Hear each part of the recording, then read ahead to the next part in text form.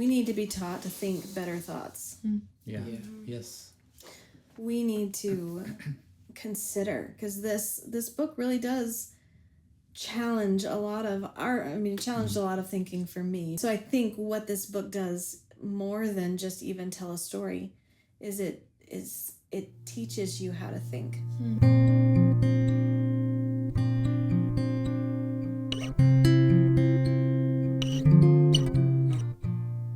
Going to be taking us through Night by Elie Wiesel. Yeah, so this book is a shift in some of the things that we've read. It's not for the faint of heart. While it is written from the perspective of a 14-year-old boy, his experience is not for all audiences. Pretty. Yeah. So I just wanted to start off with just a basic overview of where this book starts, and it's a memoir, so it's his personal story, and it starts from a young boy's perspective. A young boy in Hungary in 1944 lived in Transylvania with his family, and they lived a pretty easy life in a lot of ways. Like, they heard rumors of things, but they were in Hungary. Yeah. They thought they were safe. And so there's this character that you were introduced to right at the beginning, Moshe the Beetle, and he's like the wise sage of the town, the spiritual leader, and he gets taken in the first round of things because he's not from there. Really soon. Yeah, and he gets taken, and somehow he escapes. Which is crazy. And returns as a herald, as a warning to what is actually happening outside of the comfort of their little town.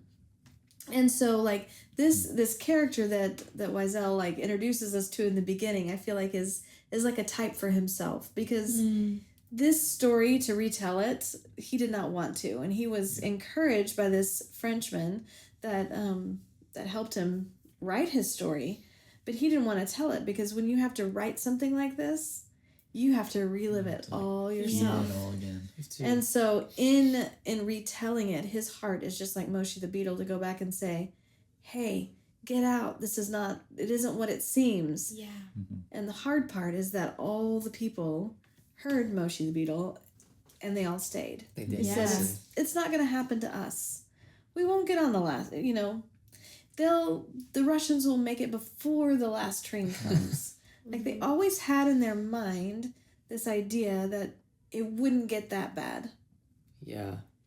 And so with the title Night, we're introduced to this imagery almost immediately of what actually was happening for him and his experience. Yeah. It really sets the the standard for the kind of like symbolism that he's going to use throughout the story, and it sets the like emotional tone and just gives you like a perspective on like just immediately what it felt like without even having to read the book. Yeah. Right. So before we even start talking about the book, what does that imagery evoke for you? Yeah. My first thoughts of like night and like what I contribute to that is generally like sometimes it feels like scared. Sometimes it feels like alone. Sometimes it feels like uncertain what's around you. Because you run into things like there's like you can't see. You're stuck almost. Yeah. And absolutely. if you're looking for light, sometimes night feels really long. Yeah. It's like, will it ever end? I don't know. This is kind of my new reality. There's a loneliness in night. Yeah. Yeah. And there's also this sort of can be this like frightening sense of like I can't tell what's there. And so, like little children, will, see a coat rack and think it's a monster or something like that. Yeah. So it's easy to like misinterpret what's even happening. Yeah. Just because you can't see. Wow. Yeah. And with that production in sight comes this also, I was just thinking like almost a reduction in your world. Like everything seems smaller. Like you feel like you're in not as big of a place because you can't see out anywhere. A lot of limitations to that. Yes, there's lots of limitations. So first I wanted to look at like how Elie like portrays this idea of night as like physical darkness in the book. Yeah. Because I think there's a lot of times where the scenes that obviously he's not giving us every detail. Right. Yeah. But the details that he chooses, a lot of them are in physical Yeah. darkness. Right. So where do we see that? Well, obviously, like the portrayal of his first night, like there's a lot that goes into what he calls the first night at this camp that feels like a week, he says, or feels like a month because it's so Right. long. So he gets separated from his mom and his sister and his dad. He and his dad get on a train car Yeah. and they end up at a concentration camp. Yes. And what that first night at the concentration camp. Yeah. Was like what he experienced. All There's these the things. contrast of seeing the fires in the night as they Yeah. arrived at in the darkness. Like that's a big physical contrast. And I thought it was interesting in regards to that too, because on the train ride there, like there was this woman that kept screaming because she said that she could see that fire, you know, and it was like interesting to me in the sense of like almost like Moshe, she was warning them and they weren't believing her. They were always trying to get her to stop Yeah. screaming. Yeah. Like a nightmare, it really shook them up Yeah. when she did that. And in the story, like it's dark when they're on the train, but there's like this point where they're passing and they see like the sign for Auschwitz, or whatever, and he just makes a note that he's like, we had no idea what that meant, what that word meant. So it just was a passing word to them, Whoa. you know, and how could they have known? How could they have known? That's so, like, that's what, in the preface, the French writer that inspired him to write his memoir, one of the things that he said he experienced was seeing, he didn't actually even see it, his wife saw the children getting put on a different train car than their families. And there was this like horroring feeling to them, like how could you separate families? Yeah. Like that was bad enough. That feels Yeah. like the most awful you Yes. can imagine. The most awful thing that you could imagine is children being separated from their families, and they were like, we had no idea. Yeah. And that's the nature of night. And so interesting that Wow. like how do you even get to a place where, how do you keep that out of the knowing of the general population? Like there's even a physical night that Yeah.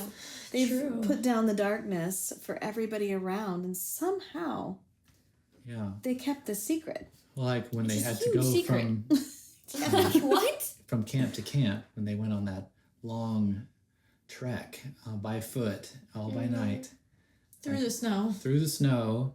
Like I wondered if there was other villages or other houses or other anything around. You know, it seemed like that's likely, but I don't know. Well, one of the things it did say Keep is it they hidden. passed these villages that they were abandoned Oh, because villages. everybody was gone. Like everybody has escaped. Yeah. Wow. Okay.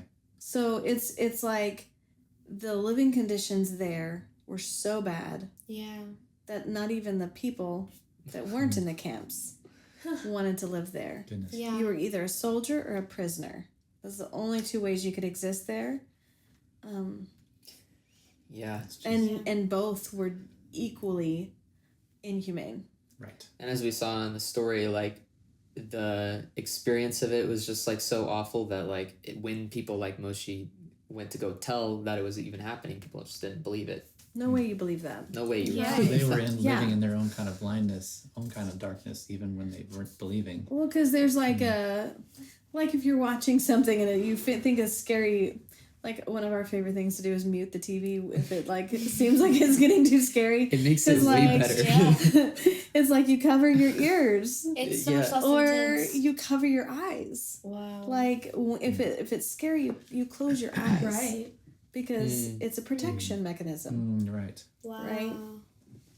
So I'm interested to see like there's a physical nature to this book, but there's also a spiritual undertone, obviously. For sure. being because Jews. these are Jewish people. Yeah. They are God's chosen people. Yeah.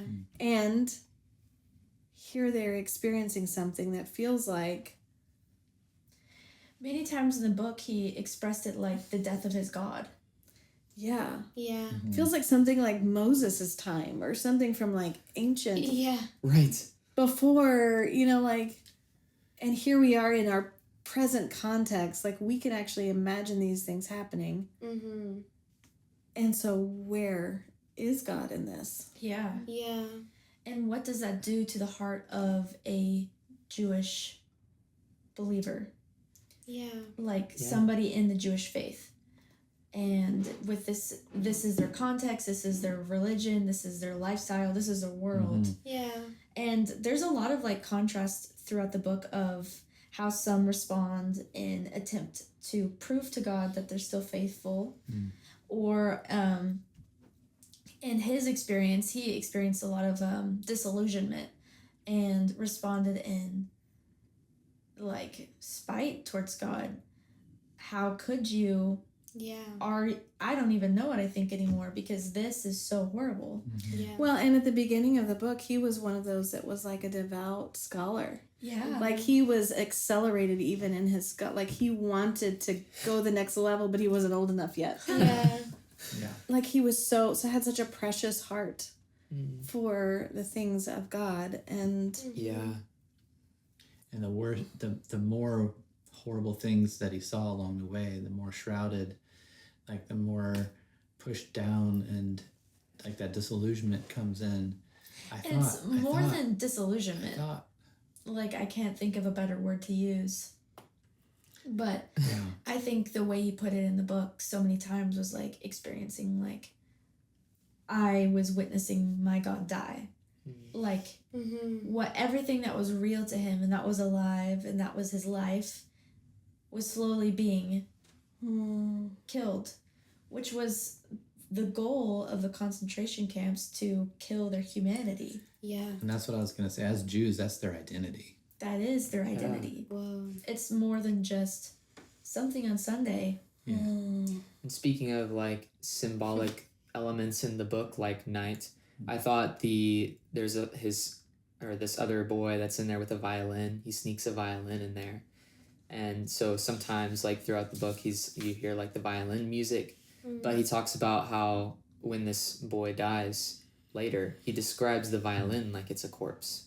And I thought that was really interesting and symbolic, because it's like this thing that represents like beauty and culture and life, music, all the things that music carries, he's describing as like dead, It's like a corpse in the sense that like an alive thing would be dead, Yeah. Wow. And so there's just like something where it's like not even like beauty, and culture, the things that they've carried, like you're saying, like could survive in that place, is what it felt like. Yeah. yeah. Yeah. And so it's hard to not read this book and go, is there any like relief, Yeah. any light in sight? Where is the light in this book? Because there's so many things, like the loss of his innocence, the death of his childhood, like he's such a young boy. Yeah. Just the, like you were saying, the death of humanity. Where do we find dawn? Yeah. Right. That's a fair question. It's worth looking for in an atrocious, circumstance like this. And something that like really impacted me as I was reading is that this is like a real person's story. Like this actually happened, not like some fiction book that was, created. Yeah. It was Like a dystopian world. Yeah, Yeah, it's not a dystopian right. world, even though it feels like it. It really happened. Yeah. And less than 100 years ago. Yeah. Yeah. And I think like part of the light that's connected to this book is just the very fact that he's like sharing it and that he's writing it. And on top of that he's writing it in a beautiful manner. Like he's not just like, here are the bullet points of like what happened to me, like he like took time to really like sit down and like Paint a picture for you. paint a picture. He Yeah. even explicitly says that in the introduction, which I thought was good. Well, it's originally written in Yiddish. Oh, right. And so we're not even getting We're not even getting the fullest of the it. fullest of it. Fullest. And so like the version that we read was retranslated by his wife Wow. Yeah. years Whoa. later after their English was little to bit a better. point where they could actually capture better Man. the imagery Mhm. that was shared. I think one thing that I see as just like a light in a dark place is his will to live. Yeah. Like as he sees the death of his God, as he said it, or as he like experiences all of these things, watches a child be hung and has to look him in the face. Mhm. Like there's all these things that are just like Unthinkable. how do you know, like I know so many people today that don't want to have kids because they don't want to raise their kids in a world like this. Mm. Wow. You know, in that night walk you're talking about within the snow, there were so many times they could have just fallen asleep and it would have been a peaceful transition. Right. Mhm. And yet there's something inside of him Yeah. that says, I'm still Yeah. worth fighting for. Yeah. Yeah, and both he and his father. And that's like a little spark good. of light in this, the little Yeah. spark of seeing the value that God put on him Mm. that keeps him moving, keeps him going. It's amazing. Yeah, that's a good point with his dad. Like, I think he really connected his dad to his will to live through a lot of it. Like, there was a time when they were trekking through the snow that he kind of first considered death. Like laying down in the snow. yeah, just like this strange kind of thought in his head. And Yeah. he kind of thought, like, I don't have the right Mm. because of my dad. Like, I don't have the right to just give up now. And Yeah. that is not a mindset that everyone had throughout his time in the concentration camp or Yeah. any of his other journeys. Most of the contrast that we'd see is sons killing fathers for bread Mm. Yeah. or being separated or manipulating or all of these things that Leaving their dads behind because they're exhausted. Yeah. yes Yeah. Whereas it just hit me that at the beginning, when they first got to camp, I think his father was the one that was sort of training him to continue that will, to stay alive. Because there was one point where they're heading towards this place of burning. I think it was a trench or something. Oh. And he was considering just running into the electric fence. Elie was. And Instead of having to be burned. instead of having to be burned. This would be easier, Father, you know. And his father, you know, kept walking with him and held his hand. And then they end up turning and going to, you know, the labor Yeah. part. But At the last minute. yeah. Something he talks about, like, throughout the book is just the way that he and his all the people that were with him, like, they were just trying to convince him that they were animals, basically. And just all the ways they were trying to, like, draw out the, like, survival, brutish instincts or whatever you call it. And just these things that he's, like, pushing back when, you know, he's choosing to, like, care for his father. And that's another element of light, like, kind of we're saying, is just the way that he honored his father all the way to the very end. And he expresses some, like, self-doubt about the way that he honored his father, and sometimes when he doesn't do it well, and I mean, it's hard to do that in that situation.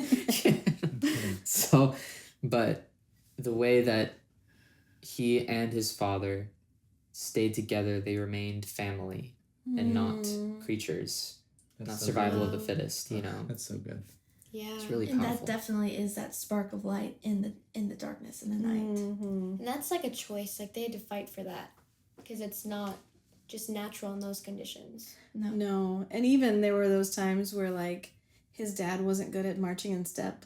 Mm-hmm. He's like training his dad to march, Yeah. you know, and people are making fun of them, you know, but he's like they're standing in the gap for each other, Yeah. you know. Kind of slapping each other to get blood flowing before checks whenever So they look more alive. Yeah. More healthy. Or even like with food, like if one person didn't get enough, like they would share with each other. Or like when his dad was sick in the like, I don't remember what it's Infirmary called, or but they had the whatever, infirmary. hospital. Like the son brought him food because he was like, you need to eat. He's like, did they bring you food? They're like, he was like, no, because why would you give dying people food. Right. That's amazing. Yeah, so there's just something like that's just so powerful in the fact that he's telling his story. Like this sense of bearing witness. Like it's not about like a it's just not a it's let me just say it this way. It is just a beautiful thing for him to tell, be a truth teller. Yeah. Because it's not safe. It's very vulnerable to put yourself out there like this. Yeah. But the reality is, there are people that even want to deny that the Holocaust even happened. Yeah. And That at the one point, concentration camps existed. Yeah. yeah, he said that that would be their final victory if he didn't write. Mm-hmm. Like, Yeah. It would almost be like assisting them in what they did yeah. to stay silent. Yeah. Mm-hmm. And there's something about the legacy that writing down the story, it protects that legacy. Where, you know, the farther we get away from it and the less survivors that are still living, it gets harder to understand in our society what it was like. Yeah. Yeah. Well, and you guys are like the last probably generation that's going to be able to visit a Holocaust museum and listen to a live survivor. I know Oh wow. we've experienced that. Yeah. Yeah. But I also know that the new update to the Holocaust Museum has holographs or like Yeah, the Dallas virtual Holograms. That's Yeah. crazy. Holocaust Museum. They interviewed him hundreds of questions, and you can just go with a microphone and ask him anything, and he'll respond to you. It's Yeah. a really creative use of AI, but it's also not a real Not a person. real person. Yeah. Yeah. And it's like for us right now, it's like our grandparents that were in that time, our great grandparents, you know.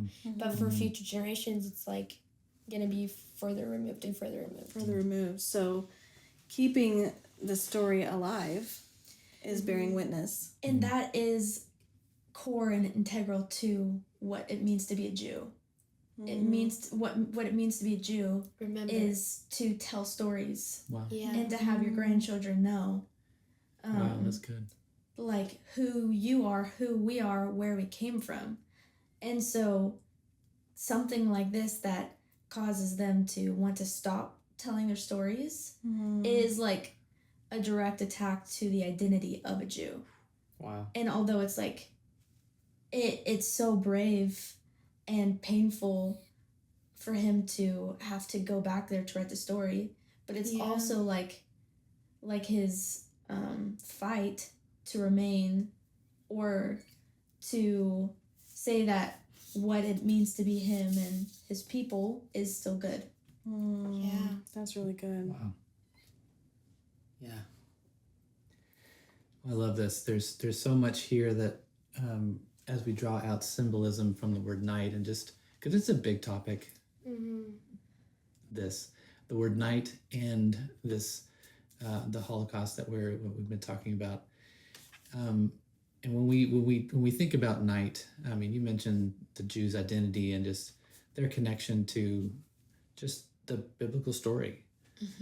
You know, there's so many references in Scripture that we see that carry this symbol of night that are really like potent. Yeah. And so even reading a story like this and thinking about the kinds of situations that like past Jews, you know, have been through as well. Like we see some pretty serious times for them all the way up until when the sky was completely night when Jesus was crucified, you know. And so this symbol has a lot in it, and it's just helpful to kind of delve deeper and to think about what, again, with the different perspectives. I mean, being in it like Elie was and his father was, they experienced a kind of pitch blackness, you know, Yeah. Yeah. that we've never experienced. physically, emotionally, spiritually, all of it was like closed Dark. off and dark. Yeah. Wow. I will never experience that. And, getting to read this was just helpful. So The way I feel sheltered. A story can really like educate you. Yeah. Like this story, it's more than just like facts on a piece of paper. You get to connect with a character, a real person, and kind of be led in that way. Yeah. And I think what you're getting at is that we need to be taught to think better thoughts. Yeah. Yeah. Yes. We need to consider, because this book really does challenge a lot of challenged a lot of thinking for me, just in terms of like my problems, the things that I am struggling with, my view on pain and suffering, my perspective on how can people treat people like this and justify it. So I think what this book does more than just even tell a story is it teaches you how to think. Because one of the greatest atrocities of World War II and Hitler's regime was that he thought for everybody. Yeah. And he trained them to just fall in line. And Shut not off thinking. Shut off thinking. And what happens when we shut off thinking is that some really evil things can be allowed, can be condoned, can be participated in. And it's not just a one event in history thing. Yeah. These same kinds of thoughtless deeds continue even to our present day. Yeah.